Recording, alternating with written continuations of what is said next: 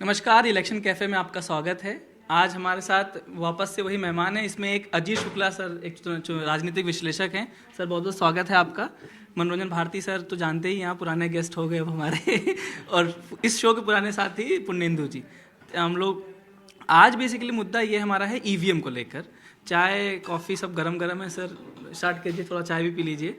EVM पे बात करने वाले हैं क्योंकि मुद्दा थोड़ा हॉट है ये, क्योंकि ईवीएम पे 4 मुद्दे हैं। एक तरफ इंडिया अलायंस चाहता है कि ईवीएम पे इलेक्शन कमीशन से मुलाकात करे। दूसरा, देश भर में ईवीएम को लेकर प्रोटेस्ट हो रहा है। तीसरा, एक न्यूज़ रिपोर्ट आई है कि जो ईवीएम मशीन बनाती है भारत सरकारी कंपनी, उसके 7 डायरेक्टरों में से 4 डायरेक्टर भाजपा से जुड़े हैं। तो काफ़ी कुछ ईवीएम को लेकर कहा जा रहा है। और चौथा, हमारा कुछ बैलेट पेपर ईवीएम को लेकर पुराना आंकड़ा भी है जो दिखाते हैं कि बैलेट में भाजपा आगे थी, लेकिन ईवीएम में कांग्रेस, भाजपा जीत जाती, ईवीएम में बैलेट में कांग्रेस थी, ईवीएम में भाजपा थी। और पांचवा ये कि बैलेट ईवीएम को लेकर जगह के जगह दिल्ली भर या पूरे प्रदेश देश भर में ईसीआई एक वो कर रहा है, डेमोन्स्ट्रेट कर रहा है लोगों को कि ईवीएम कितना सेफ है। इन सब मुद्दों को लेकर बात करेंगे। सर पहला जेनरिक सवाल यही है कि क्या आपको लगता है कि ईवीएम में टेम्पर किया जा सकता है, जैसा दूसरे लोग ऑपोजिशन आरोप लगाते हैं चुनाव हारने के बाद? व्यक्तिगत तौर पे नहीं, मैं ऐसा नहीं मानता हूँ। ऐसे बहुत सारे इलेक्शंस हुए हैं। इससे पहले जब बीजेपी भी हारा करती थी, खुद नरेंद्र मोदी ईवीएम पर आरोप लगाते थे, लाल कृष्ण आडवाणी जी आरोप लगाते थे। लेकिन उसके बाद जो है, ये एक्चुअली होता क्या है कि जो कोर वर्कर्स होते हैं, जो उनके जो उत्साह होते हैं वो कम ना हो, इस वजह से जो हारने वाली पार्टी है वो हमेशा लगाती रही है। लेकिन कोई ऐसा अभी एज सच कोई बहुत कंक्रीट ऐसा कोई अभी तक एविडेंस नहीं दिखा है। मैं व्यक्तिगत तौर से इसको नहीं मानता हूँ। आप देखिए, इलेक्शन की ईवीएम जो है वो टेम्पर प्रूफ है, टेम्पर प्रूफ है, अभी तक है। अब कुछ नई चीज़, अब वो अभी कुछ चीज़ें नई आई हैं, उसको देखेंगे कि क्या है, नहीं है, क्या साइंटिफिक उसका होता है। लेकिन अभी तक मैं इस चीज़ को इनकार करता हूँ। आप देखिए, अभी छत्तीसगढ़ के इलेक्शन हुए थे। छत्तीसगढ़ के इलेक्शन में कांग्रेस को मात्र लगभग जो है 1% से कम वोट शेयर कम आया, और जबकि उसका पुराना वोट सस्टेन कर रहा था। लेकिन 12% का जंप की भाजपा। तो उसका सबसे बड़ा रीज़न ये था कि इनका इलेक्शनरिंग जो है, भारतीय जनता पार्टी का जो इलेक्शनरिंग है, वो कांग्रेस से बहुत ज़्यादा मजबूत है। हर चीज़ों में, बूथ लेवल पे, कार्यकर्ताओं के कोऑर्डिनेशन में, नेताओं के कोऑर्डिनेशन में, प्रचार प्रसार की जो नई प्रणाली शुरू हुई है, जैसे सोशल मीडिया है या मेन स्ट्रीम मीडिया है, बूथ मैनेजमेंट है, सर्वे है, इन सब चीज़ों का लोगों को बूथ तक लाने में, वोट डलवाने में, बूथ तक लाने में, हर चीज़ों पर उनका बहुत बड़ा एक पकड़ है और अभूतपूर्व तरीके से दिखाया। आप एक चीज़ बताइए कि सबसे पहले मैं एक चीज़ बहुत गौर से मैं देख रहा था छत्तीसगढ़ इलेक्शन, जिस पर हम जरूर बताना चाहेंगे आपको। छत्तीसगढ़ इलेक्शन में जैसे जो धान खरीदी का मामला हुआ था, तो धान खरीदी के मामले में जब छत्तीसगढ़ में भी कांग्रेस ने एज लिया था 2018 के इलेक्शन में, अभी के इलेक्शन में वही हुआ है। महतारी बंधन, हाँ, महतारी बंधन योजना को इतना अच्छे तरीके से उसने पेनिट्रेट किया। अब मैं कई जगहों पे गया था, मैं देखा कि 500 रुपीज़ एक फॉर्म भराने के लिए लिया जाता था, ठीक है, और वहाँ पे जो है उसका पेनिट्रेशन बहुत ही मजबूत था। दूसरी चीज़ के मेंबर ऑफ पार्लियामेंट्स को रखा हुआ था। हर जगह पे मेंबर ऑफ पार्लियामेंट जो है वो 10 सीटों पर, 15 सीटों पर, जिला पर भारी बना के रखा हुआ था, और सब लोगों को जिम्मेदारी दिया हुआ था कि भैया अगर आप अगर गलत कीजिएगा तो आपका टिकट कट जाएगा। तो सारी महिलाओं को लगा कि पैसे जो है जल्दी उनके जेब में आने वाले हैं। ये चीज जो है मध्य प्रदेश में उसका अभी क्रियान्वयन नहीं हुआ है। वही तो, चुनाव जीतने की कला भी एक चीज है जो सब कांग्रेस को नहीं आती है। सवाल उठते हैं जो ईवीएम पर, जैसे कि मध्य प्रदेश चुनाव के रिजल्ट के बाद मध्य प्रदेश में कांग्रेस इतनी बुरी तरह हारेगी, इसकी उम्मीद किसी को नहीं थी। इवन बीजेपी को उम्मीद नहीं थी कि वो 160 सीट क्रॉस करेगी। कुल 163 सीटें। अब आप देखें, अगर उसको पोस्टल में जो वोट थे, जो सर्विस वोटर और उस तरह के लोग जो वोट करते हैं, उसमें 230 में 200 सीटों पर कांग्रेस को ज्यादा वोट मिले बीजेपी से, और बीजेपी को सिर्फ 30 सीट। लेकिन ये चीज उल्टी हो गई कहां पे? ईवीएम में। तो इसको विपक्ष ने मुद्दा बनाया, कांग्रेस ने मुद्दा बनाया। आपको क्या लगता है जीत जी, क्या इतना मतलब डिफरेंस होना चाहिए था कि जस्ट अपोजिट, बैलेट में अलग और ईवीएम में अलग? अच्छा, दूसरी बात यह है कि इसके बाद मैंने जो है कुरैशी साहब का इंटरव्यू किया इन्हीं सब आंकड़ों को लेकर के, कि कुरैशी साहब आप तो रहे, आप अंदर के आदमी हैं, आप बताइए, आप तो सीईसी रहे, क्या होना चाहिए? तो उन्होंने कहा कि हमने जो कहा है, हमने ये कहा कि आप सारे वीवीपैट गिनो, अब 100% गिनो आप, भले ही 4 दिन लग जाएं। यदि इसकी विश्वसनीयता आपको बरकरार रखनी है ईवीएम की, लोग जो आरोप लगाते हैं या जनता के, आप सोशल मीडिया पे भी जाइए तो आपको कमेंट मिलेंगे, तो सारे वीवीपैट गिने जाने चाहिए।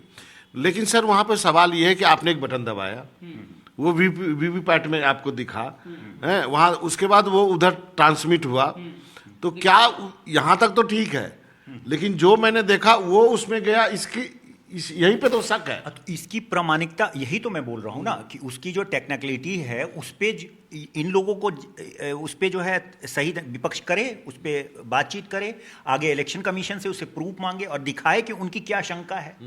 क्योंकि इससे पहले भी मैं बता रहा हूँ, नरेंद्र मोदी जी भी इस पर आरोप लगा चुके हैं। ये पूर्ण रूप से मुझे राजनीतिक लगता है। दूसरी चीज है कि जो आपने सवाल उठाया है ये वाला जो वीवीपैट गिनने का, और दूसरा एक और भी है, एक पोस्टल वोट वाला। पोस्टल वोट बड़ा ही एक और चौंकाने वाला जवाब मेरे पास आया जब मैं राजस्थान गया था, और जब मैं जो है वो छत्तीसगढ़ और मध्य प्रदेश में था इस इलेक्शन के दौरान, तो सब भारतीय जनता पार्टी के कार्यकर्ता और नेता ये बता रहे थे कि हम लोग उसमें पोस्टल वोट में नहीं जीतेंगे। एक्चुअली अग्निवीर जो है बैकफायर किया, राजस्थान में भी आया हो। और जो ओपीएस वाला मामला है वो फेवर किया कांग्रेस को, और लोगों को ये लगता था, शुरू में ही लगता था, कांग्रेस एक्चुअली जानते हैं कांग्रेस के साथ सबसे बड़ी मजबूरी है कि कांग्रेस का जो कैंपेन है या उनका जो पेनेट्रेशन है कैंपेन का, और जो उनका जो अपनी मैसेजिंग है वो उनका बहुत कमजोर है। और उसका सबसे बड़ा खामियाजा ये दोनों इलेक्शन एंटी इनकम्बेंसी। जैसे होता क्या है कि कोई चुनाव होता है अगर, तो कोई भी पॉलिटिकर जो है वो ये पूछता है कि पिछले चुनाव में आपने किसको वोट दिया था और इस चुनाव में किसको वोट दिए थे। तो पिछले चुनाव में अगर आपने कांग्रेस को वोट दिया था और इस चुनाव में आप कांग्रेस को वोट नहीं दे रहे हैं, तो हम ये समझते हैं कि एंटी इनकम्बेंसी है सरकार का। ये बड़ा इजी, बहुत नॉर्मल सा चीज है। ऐसे तो बहुत सारे टेक्निक्स हैं। अब ना ही राजस्थान में, ना ही मध्य प्रदेश में, और ना ही जो है छत्तीसगढ़ में कोई सिग्निफिकेंट इस तरह के कोई चीजें आ रही थी, रिफ्लेक्ट हो रही थी। तो बहुत सारे पॉलिटिकर फेल हो गए। बहुत सारे पॉलिटिकर इसलिए फेल हो गए क्योंकि वो जो सवाल कर रहे थे उसमें उनको समझ में ही नहीं आ रहा था कि आखिर जब रिटेन कर रहा है, रिटेनरशिप अगर कंटिन्यू कर रहा है, तो आखिर हो क्या रहा है। और भारतीय जनता पार्टी हर जगहों पे बूथ लेवल पे मार्क करके, आदिवासी वोट हो, दलित वोट हो, और जो इनके नहीं वोट करने वाले लोग हैं उनको कैसे मैनेज किया जा सकता है, इस पर भी काम करती है। मतलब हर बार इवॉल्व करती है अपने इलेक्शन जो इलेक्शनरिंग है उसको हर बार इवॉल्व करती है। अभी आप देखिए कि अभी जस्ट जो है राम मंदिर और राममय कर दिया सारी चीजों को। उसको मालूम है कि इससे सिर्फ कोर वोटर जो है इंथुजियास्टिक वो तो है।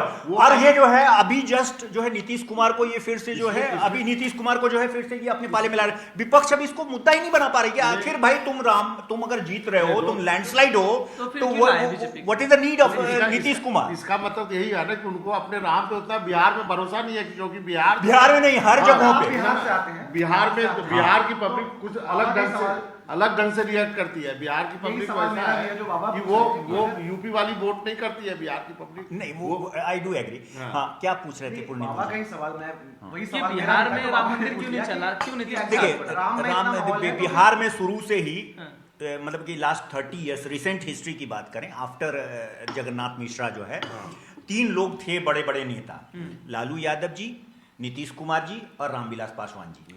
रामविलास पासवान जी जो है वो सेंट्रल में पॉलिटिक्स करते थे और ये दोनों लोग जो है वो स्टेट में पॉलिटिक्स करते थे, और सबकी अपनी अपनी जो है यूएसपी थी। ऐसा कुछ नहीं है। नीतीश कुमार जो है वो सड़कों का और बिजली और स्वास्थ्य सेवाओं का बेहतर करना, 5 साल जो उनका पहला वाला जो फर्स्ट वाला था वो बेस्ट था, और उसी को वो भुनाते हुए अभी तक हैं।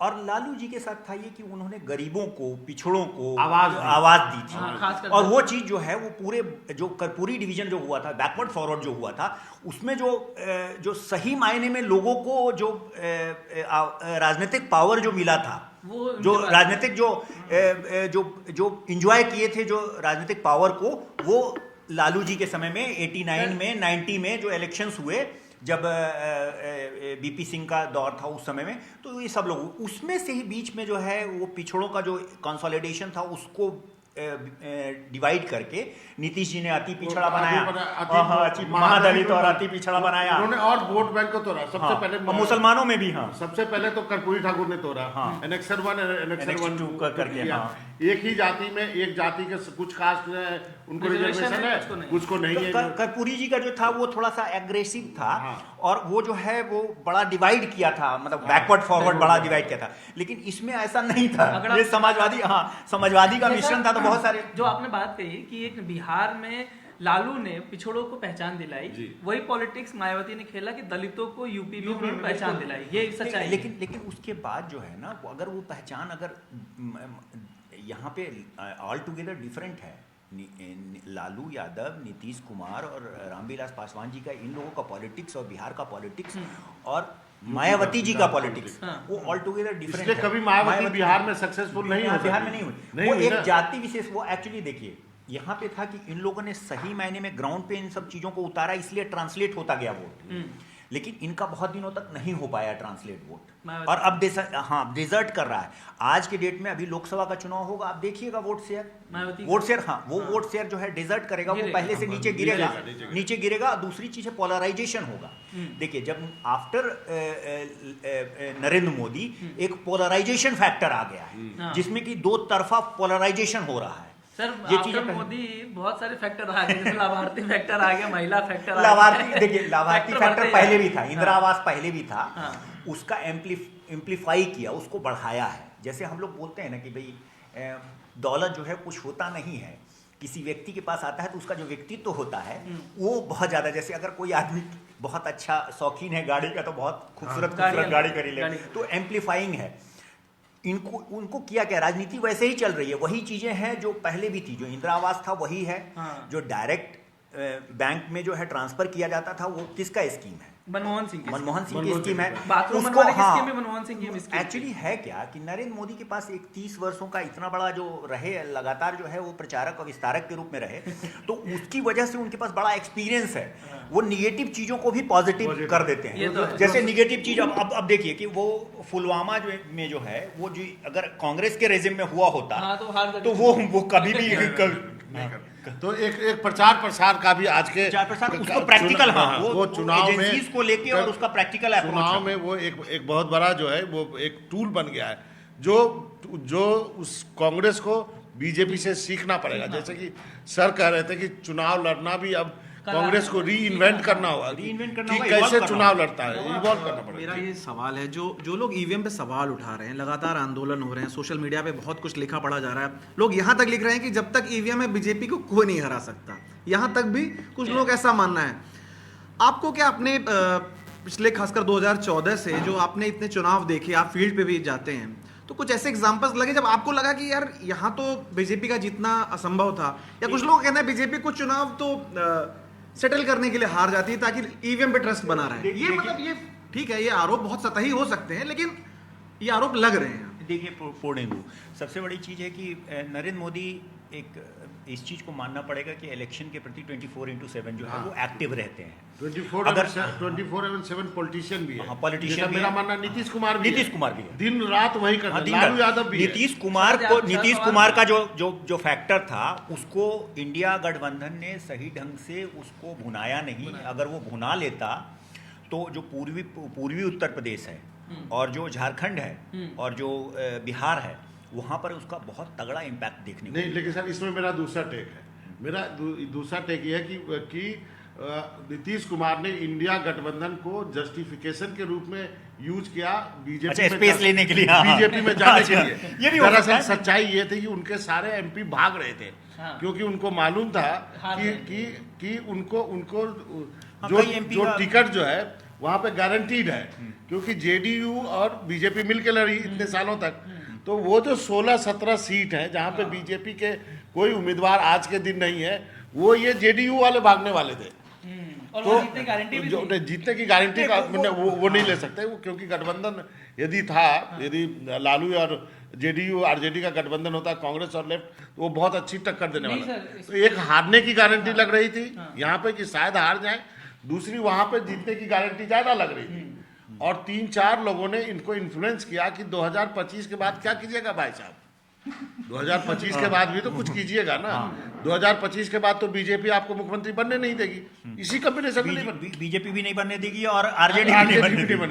मैंने आरजेडी के साथ रहते तो शायद कुछ बात भी हो सकती थी, लेकिन बीजेपी ने तो अभी भी सम्राट चौधरी को लगा करके आपके क्लियर नकेल कर दिया, कस दिया, क्लियर कर नकेल कस दिया। बाबा जी, अजीत जी हमारे साथ हैं। हाँ, कल अभी हम- नहीं, पिछला सवाल हम लोग बात कर रहे थे, बड़ा इंटरेस्टिंग था। एडिशनल क्वेश्चन उसका भी आप जवाब दीजिएगा। एडिशनल क्वेश्चन जो बाबा जैसा बोल रहे थे, कल हम लोग प्रशांत किशोर पे हम लोग चर्चा कर रहे थे। उन्होंने जेडीयू को लेकर बहुत आक्रामक तरीके से तमाम उनके स्टेटमेंट आए। उसमें एक स्टेटमेंट ये है कि जेडीयू अगर अकेले लड़े तो 6-7% की पार्टी रह गई है।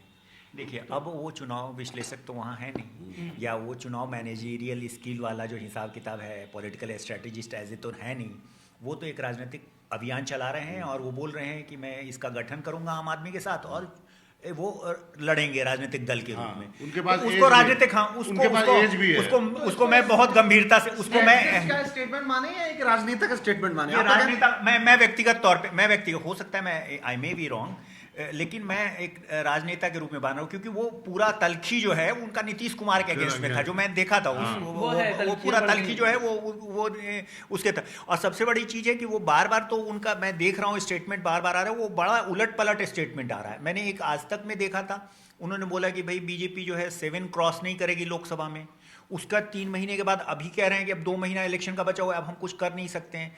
आपका एफिलिएशंस क्या है? मेरा एफिलिएशंस है कि मैं एंटी बीजेपी हूँ, और अगर आप एंटी बीजेपी एफिलिएशन रखते हैं तो नेशनल टेलीविजन चैनल पर as a political strategist backdrop में आप ये स्टेटमेंट दे रहे हैं कि भाई बिहार में कुछ हो ही नहीं सकता है, तो ये बड़ा ही कंट्राडिक्टरी है, आप बोल पैराडॉक्सिकल रहे हैं ना बीजेपी का वो ऐसा कुछ नहीं हो, बीजेपी के पक्ष में ही तारीफ करते हैं। उनसे पूछिए कि बीजेपी हारेगी? नहीं, बीजेपी नहीं हारेगी जी। क्यों नहीं हारेगी? क्योंकि उनके पास मोदी है, उनके अलावा उनका तर्क ही नहीं होता है। कल का इंटरव्यू मैंने भी देखा, उसमें वो यही बात कर रहे हैं। 1 साल से वो यात्रा चला रहे, यात्रा में क्या उन्हें मिला उसके बारे में कुछ नहीं है, लेकिन भाजपा जीत पाएगी और ये लोग हार जाएंगे, उसका तर्क है उनके पास। वो थोड़ा पैराडॉक्सिकल है, हम बाबा लोग नहीं कर सकते कोई कमेंट, लेकिन मूल एक चीज में मैं आता हूं पहले, जो बाबा ने कहा कि नीतीश अगर इधर रहते गठबंधन के साथ तो भाजपा कांग्रेस मतलब आरजेडी गठबंधन ज़्यादा सीट जीत सकती थी, लेकिन आज का जो सर्वे एनडीटीवी का, उसमें कहा गया कि 23% जनता इन्हें वोट करती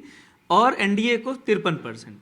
वो कितना सही है कितना गलत वो तो बात की बात है। अब दूसरा मूल सवाल पे आते हैं। वहाँ पे एनडीए मतलब बीजेपी अभी जो उन्होंने बोला है अब तो स्थिति पलट गई। बीजेपी का बिहार में संगठन ऐसा नहीं है जैसा मध्य प्रदेश और छत्तीसगढ़ में ही चेहरा है उनके पास। और खुद एक चीज बताइए, परिवारवाद का विरोध करते हैं आप, शकुनी चौधरी के पुत्र हैं वो, उनको ये आप जो है आप परिवारवाद का विरोध करते हैं, और हम पार्टी के जो बनाए हैं वो कौन है? जीतन राम मांझी के बेटे। जीतन राम मांझी। तो हाँ, ये आप जो है वो रामविलास जी के लड़के हैं, वो उनको चिराग पासवान तो ये कोई लॉजिक नहीं है। सर इसमें मैं मूल सवाल पे आता हूँ। मूल सवाल था ईवीएम को लेकर। देखिए ईवीएम को लेकर 2-3 चीजें हैं जो जिसको लेकर अभी भी शक होता है।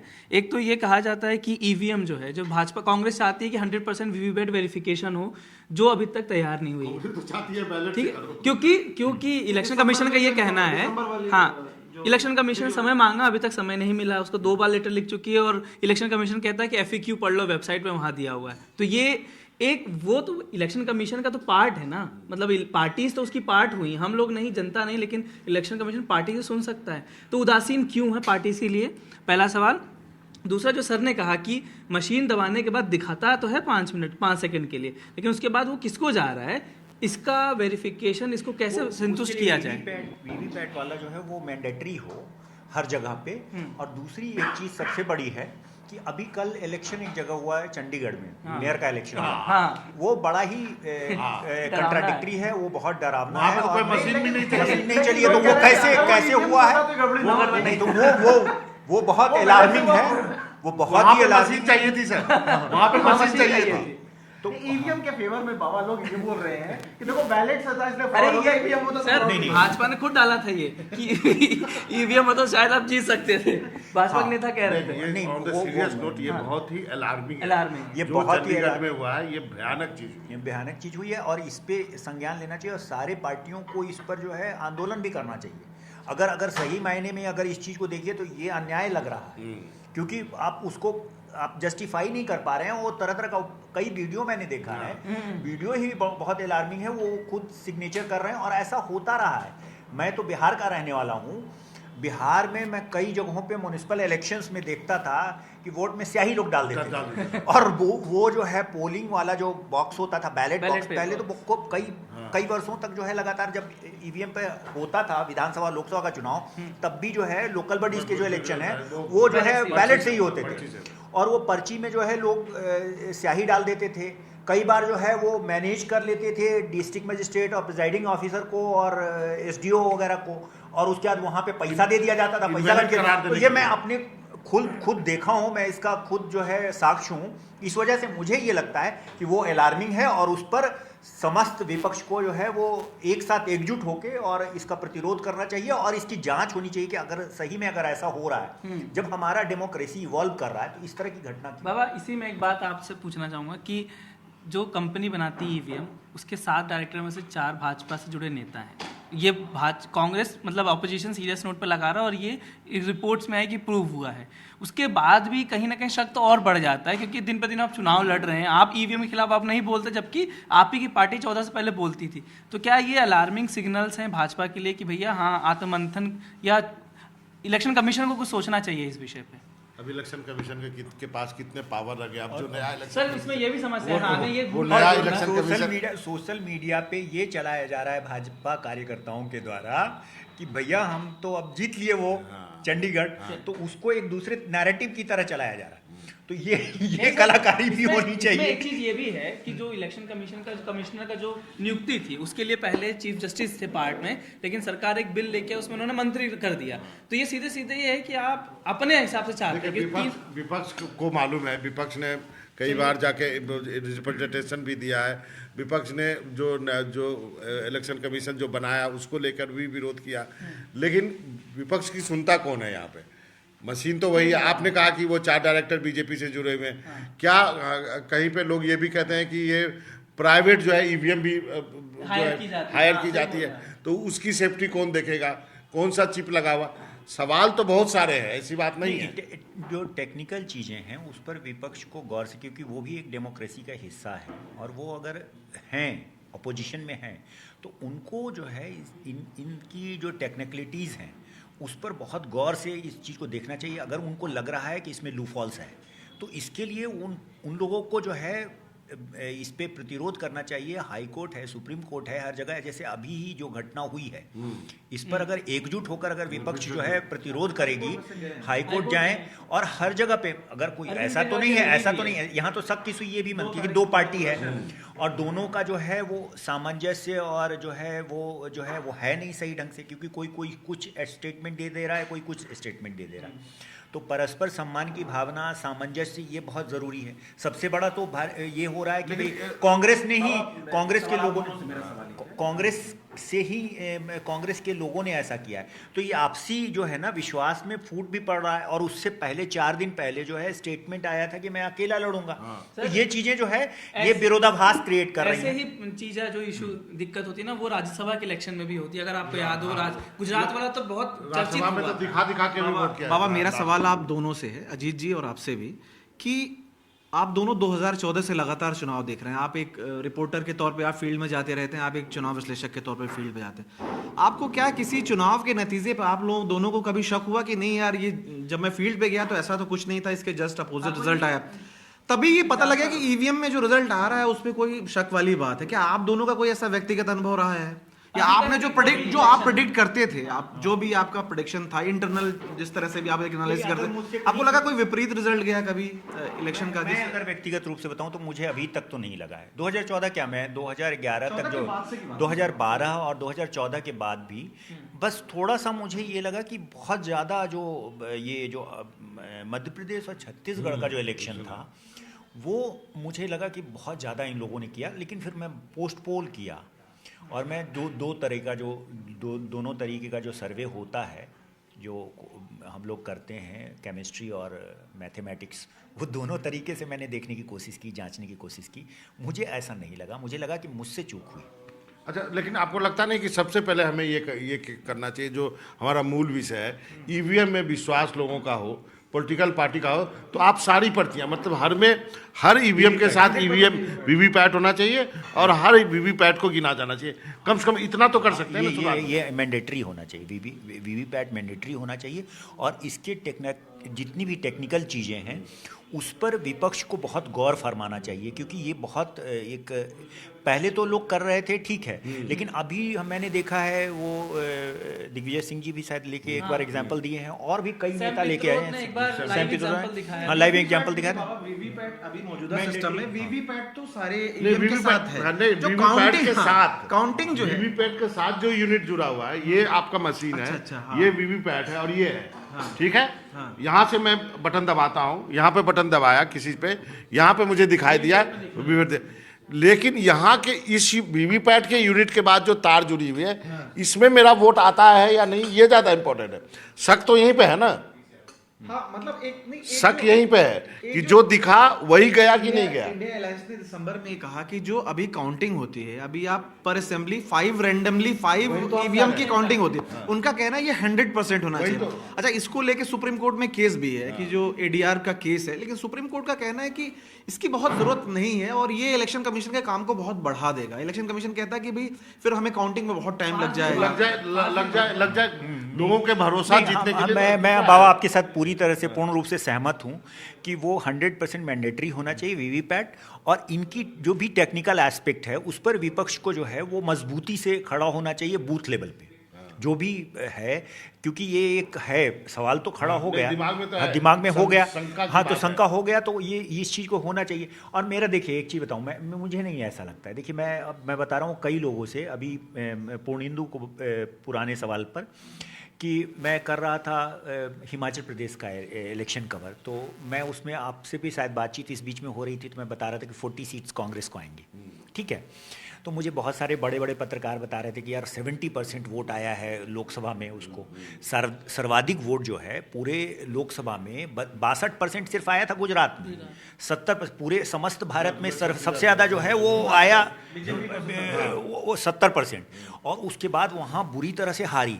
वो जो वोट शेयर देखते हैं वो वोट शेयर को उस तरह से नहीं देखिए, आप जिलावार देखिए, वो जो 38,000 जब 40,000 50,000 वोट होता है तो 38,000 वोट से तो वो उसका सीएम जीत गए उनके, तो सीएम के उसकी वजह से वो जो नंबर है वो उसमें ऐड हो गया, तो वोट शेयर लग रहा है कि जो प्रधानमंत्री भाषण देते हैं जो दे रहे थे वहाँ पे, वो सिर्फ गुजरात की बात कर रहे थे, वहाँ बुरी तरह से हारी। और इतना ज़्यादा एग्रेसिवली नरेंद्र मोदी जी प्रचार कर रहे थे वहाँ पे, जिसका मैंने अभी तक कोई एग्जाम्पल नहीं देखा। वो इंडिपेंडेंट कैंडिडेट को, जो रेबल कैंडिडेट था, उसको फ़ोन कर रहे थे और फ़ोन कर रहे थे, वो वायरल हो रहा था, और उसके बाद भी वो हार गए।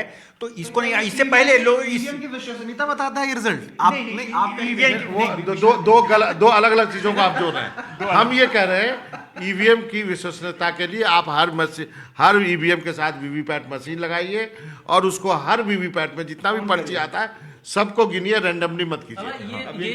हाँ, मैं बस ये कह रहा हूँ कि जो आम जनता से लेकर जो पत्रकार हैं, जो कहा जाता है पढ़े लिखे, जो 10 दिन हर दिन पत्रकार नेताओं से लोगों से मिलते हैं, उनके दिमाग में कहीं ना कहीं फर गया है ये कि ईवीएम में कहीं टेम्परिंग हो सकती है, जिसका वो एग्जांपल मुझे मध्य प्रदेश दे रहे थे, छत्तीसगढ़ दे, खासकर जो आपने सर कहा कि छत्तीसगढ़ मध्य प्रदेश एक डरावना एग्जाम्पल है हमारे लिए। मैंने बताया ना आपको कि देखिए वहाँ पे सबसे बड़ी चीज़ है कि भारतीय जनता पार्टी जो है वो इलेक्शनरिंग में बहुत माहिर है, और वो 100% करती है, 100% देती है, बार बार इवॉल्व होती है।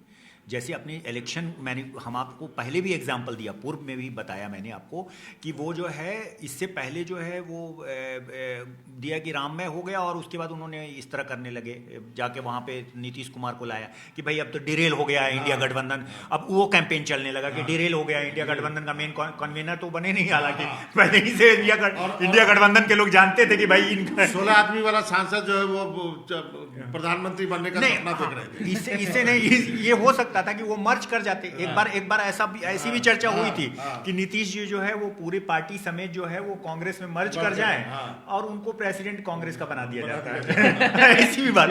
तो अगर नीतीश जी की अगर ये महत्वाकांक्षा थी, ये एनसीपी के साथ भी हो चुका है कांग्रेस में आने के लिए। मेरा सवाल बाबा ये है कि चलिए ईवीएम की हम लोग चर्चा कर लिए, एक जो परसेप्शन एक बनाया जा रहा है कि मोदी जी के लिए इलेक्शन केक वॉक होने जा रहा है, इसमें कोई बहुत अपोजिशन मिलने नहीं जा रहा है, खासकर 24 को तो और कहा जा रहा है, 24 को लेकर के ये बात कही जा रही है। आपको लगता है इंडिया अलायंस के लिए अभी मौका है अभी कुछ कमबैक करने का, या एक चीज मैं आपको गिना देता हूँ, स्टेट वाइज गिना दूँ आपको। जी बाबा। आपको लगता है कि बिहार में नीतीश कुमार के आने से आपको बहुत फायदा हो रहा है? नहीं हो रहा है ना। 39 सीट तो है ही आपके पास, 40 में 2 सीट भी आरजेडी जीत गई थी, वही घाटा हो गया ना फिर। हाँ, आप मुझे बताइए कि कौन भारत, आप एक जो जनरल परसेप्शन, मैं जनरल परसेप्शन मैं आपको बता, प्रशांत किशोर का कहना है कि भैया अब मोदी सेंट्रिक इलेक्शन मैं उनके बारे में नहीं जानता हूँ, मैं अपना उनका- व्यक्तिगत तौर पे, मैं उनका अपने रीजन- उनका कहना ये है कि जो स्टेट्स हैं जहाँ पे कांग्रेस मेन अपोनेंट है वहाँ कांग्रेस कुछ भी नहीं, उनको कहना है कि अगर विपक्ष को मतलब इंडिया अलायंस को कुछ करना है तो कांग्रेस को कम से कम 100 सीट जीतनी पड़ेगी, जो हाँ, कांग्रेस उनका ये नहीं कहना कर था पाती। कि अपनी 125 सीटें उनको जो जीतनी होगी। चलिए आप तब तमिलनाडु सरकार- में, केरल में, लेकिन कांग्रेस ये का सच्चाई, strike rate, ये उनका हर कांग्रेस किसी, का strike rate ये 10% लेमैन पॉलिटिकल आदमी जानता है कि कांग्रेस जब तक इंप्रूव नहीं करेगी तब तक कुछ नहीं होता। ये कोई बहुत बड़ा चीज तो नया चीज नहीं करेगी इस है। बार? देखिए, मैं आपको बता रहा हूँ एक चीज, मैं आपको बता रहा हूँ कि ये भी इस इलेक्शंस को भी गौर से देखने की जरूरत होगी। वेस्ट बंगाल जहां पे 18 सीटें भारतीय जनता पार्टी पाई है, वहां पे क्या होगा। और दूसरी चीज कर्नाटका है, कर्नाटका में आप बताइए एक चीज कि कर्नाटका में तो 25 सीटें पाई थी और वहां पे उन्होंने गठबंधन कर लिया, उन्होंने गठबंधन कर लिया जेडीएस के साथ। तो जेडीएस के साथ, तो ऐसे ही नेचुरल तरीके से सीटें घट गई। महाराष्ट्र की और बात कर आप लेते हैं। दूसरी चीज है कि जहां पे सत्ताशाली पार्टी अभी जस्ट हुई है तो वोट शेयर तो सेंसेक्स नहीं ना है कि आज इधर है कल उधर हो जाएगा। तेलंगाना में जो तो है, छत्तीसगढ़ में क्या हुआ था, आप दिसंबर में जीते नहीं, आप 68 नहीं, सीटें, नहीं। और विधानसभा लोकसभा में क्या हाल हुआ, 2 लोकसभा सीटें तो हट गई। वो तो एक अलग मुद्दा है कि लोकसभा विधानसभा चुनाव अलग अलग पैटर्न पे है, अगर लेकिन वो लेकिन लॉजिक आप कर्नाटक और तेलंगाना में जाएगा। तेलंगाना के साथ ऐसा, तेलंगाना और कर्नाटक। नहीं, तेलंगाना जो साउदर्न स्टेट्स है वहाँ पेनेट्रेशन जो है अपोजिशन का मजबूत है। वहाँ तो आप यहाँ हैं पे- नहीं ना, वहाँ पर बिल्कुल देखिए, आप गुजरात फुल हैं, आप वोट राजस्थान शेयर फुल जरूर हैं, बढ़ेंगे। आप मध्य प्रदेश फुल हैं, सब तो आप जीते हुए हैं। जी, बिहार में 40 में 39 आप हैं, महाराष्ट्र में आपके लेकिन पास यूपी में कह रहे हैं कि इस बार टैली बढ़ सकती है अरे क्योंकि आप- इस बार सपा बसपा साथ में नहीं भाई है। वो सैचुरेशन पे हर जगह पे जो भारतीय जनता पार्टी की जो टैली है वो सैचुरेशन saturation पे है। है। अब ऐसा बताइए कि बिहार में जो है 42 सीटें तो नहीं हो जाएंगी, 40 ही वही तो रहेंगी। 40 ही है नहीं। और अभी गठबंधन को थोड़ा बहुत तो ऑक्सीजन मिला है। आरजेडी कुछ बहुत दिनों तक सत्ता में रही, 17 साल तक सत्ता में रही है। उन्हीं के हाथ से जो है नौकरियां बंटवा दी, नौकरियां बंटवाई। जो देखिए, कहते थे कि जो- बाबूजी का पैसा से बंटवाओगे।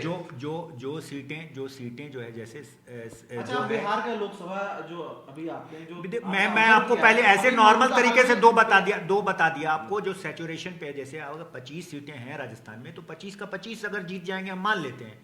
लेकिन मैं आपको बता रहा हूं कि ये वहां पे जो है कर्नाटका में सीटें तो घट रही हैं ना भाई। वेस्ट बंगाल मैं ये में बता रहा हूँ घट कि वेस्ट बंगाल में क्या स्थितियां होंगी, उड़ीसा में लगता है उसको बहुत गौर से देखने की जरूरत होगी। मैं ये नहीं बोल रहा हूँ कौन जीत जाएगा कौन हार नहीं, नहीं, उड़ीसा में क्या मैं लगता कोई है? भविष्यवाणी नहीं कर रहा ये हूँ। काफी है, सर का इंडिकेशन आप समझ जाइए। हाँ। इशारों में बातें कह दी गई। तो आज की चर्चा में आखिर में इशारों में संदेश हो गया कि कौन क्या इलेक्शन कैफे में जो आज का मेन विषय जो रहा आखिर में कि कौन जीतेगा, कितना सीटें मिलेंगी, इस पे हम अगले वीक या 1-2 दिनों में फिर से इस पे विस्तार में चर्चा करेंगे। कौन आ रहा है और हर स्टेट वाइज हम आपको बताएंगे किस स्टेट में कितनी सीटें किसको मिल सकती हैं। तो आज के लिए बस धन्यवाद। कल मिलते हैं किसी और गेस्ट के साथ किसी और विषय के लिए। तब तक के लिए रिपीट भी हो सकते हैं। गेस्ट रिपीट भी हो सकते थे। ठीक है, तब तक के लिए धन्यवाद, शुक्रिया।